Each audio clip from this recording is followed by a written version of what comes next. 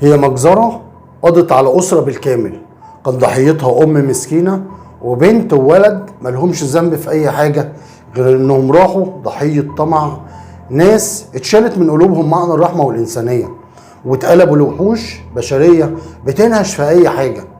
قصتنا النهاردة هي قضية هزت الرأي العام كله وقتها في حي مدينة نصر في القاهرة، وكان ضحيتها أم اسمها نانيس عندها 33 سنة وأطفالها هديل 5 سنين وأنس 3 سنين. فتعالوا معايا نشوف بداية القصة منين وراحت على فين، والناس دول كان عقابهم إيه، وزي كل مرة هنقول على الله حكايتنا.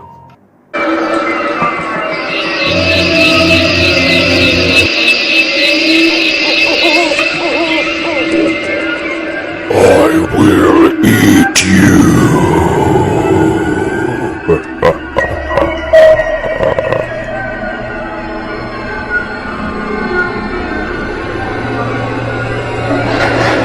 السلام عليكم أعزائي المتابعين والمشاهدين في كل مكان. في أواخر سنة 1997 قرر الزوج هاني محمد كمال الدين ومراته المهندسة نانيس أحمد فؤاد إنهم يعملوا شغل وتجديد في شقتهم الموجودة في حي مدينة نصر من صيانة ودهانات وكده. فقرروا إنهم يستعينوا ب3 عمال عشان ينفذوا الشغلانة ديت. كان العمال ال3 هم محمد زكريا علوان واخوه سيد زكريا علوان وابن خالتهم محمد خورشيد نصر الدين. وراحوا ال3 عمال للشقه عشان ياخدوا المقاسات ويبداوا في تنفيذ شغل الدهانات، وكمان طلبوا انهم ياخدوا عربون من صاحب الشقه الاستاذ هاني جوز الضحيه نانيس. طلب هاني من مراته المهندسه نانيس انها تدخل تجيب فلوس من خزنته في اوضه النوم، واول ما شافوها وهي بتجيب الفلوس من الخزنه الشيطان لعب بعقولهم ال3، وكمان شافوا الذهب اللي بتلبسه المهندسه نانيس والفلوس اللي عندهم.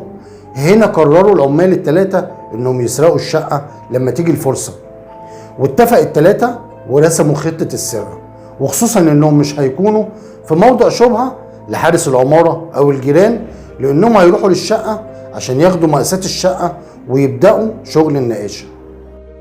وبعدها بيومين راحوا ال3 للشقه، بعد ما خبطوا على الباب اتفاجئوا بالزوج وهو بيفتح لهم الباب، وبرروا انهم جم تاني عشان يعرفوا الالوان المطلوبه في الدهانات ويبداوا الشغل.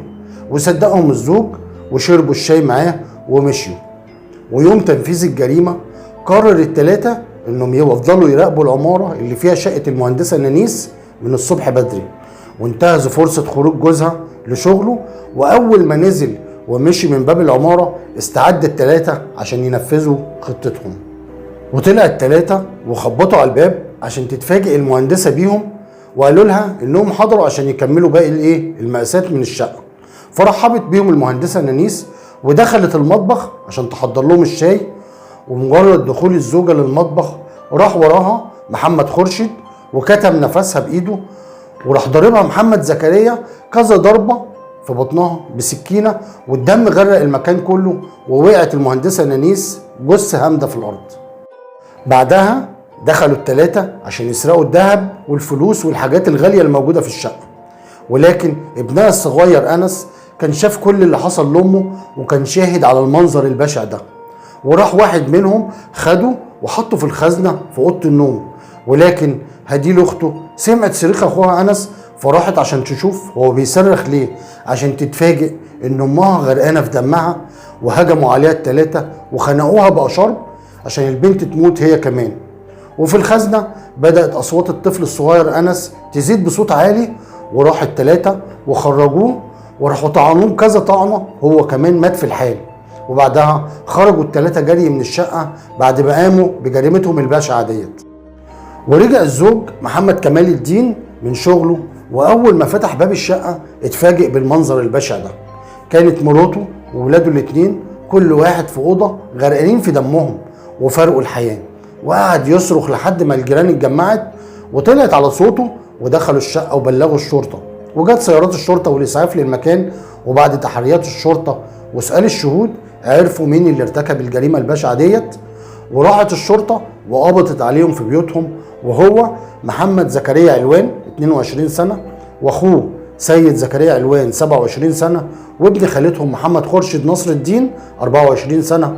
واعترف المتهمين ال3 بارتكابهم للجريمه ومثلوا جريمتهم كلها بالتفصيل، ازاي حصلت كلها بالكامل.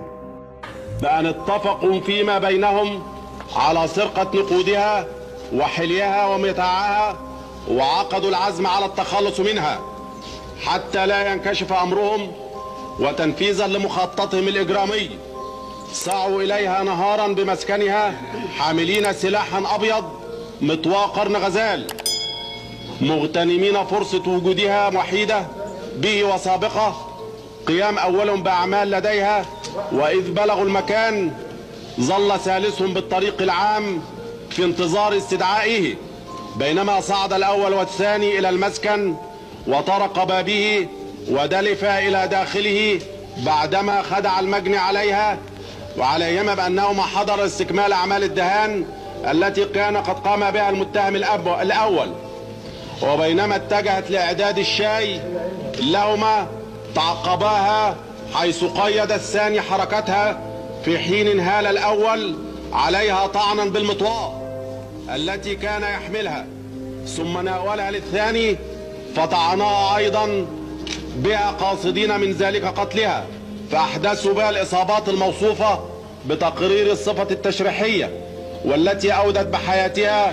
وبعد أن أجهزوا عليها لحق بهم الثالث وتلت هذه الجناية جنايتين أخريين هما: ألف، قتل الطفل هديل هاني محمد كمال الدين عمدا بأن اتفقوا فيما بينهم على التخلص منها، حيث أطبق المتهم الثالث على عنقها بكلتا يديه وكتم أنفاسها بقطعة من القماش، وطعنها المتهم الأول بالمطواه قاصدين قتلها، فأحدثوا بها الإصابات الموصوفة بتقرير الصفة التشريحية والتي أودت بحياتها.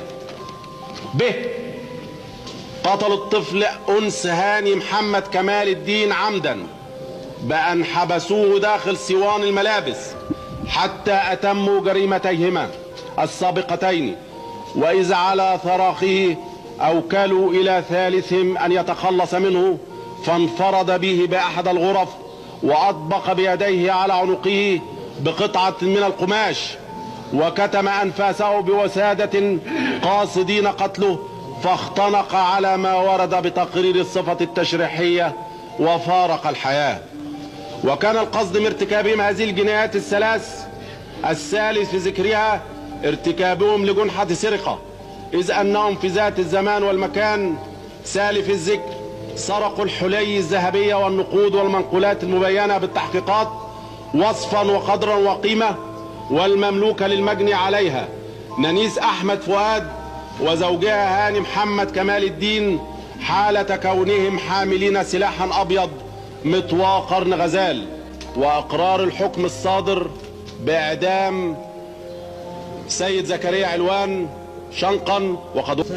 عايز تقول حاجة قبل تنفيذ الحكم؟ عايز اقول كلمة واحدة. وربنا يعلم بي انا اهو في اخر لحظة في عمري. ايوه.